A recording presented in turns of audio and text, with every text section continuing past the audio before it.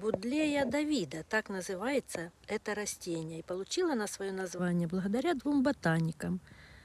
Будлея – это родовое название, которое Карл Линней дал в честь английского ботаника Адама Бадла. А Давид – это было название, данное в честь французского миссионера и зоолога, ботаника Армана Давида.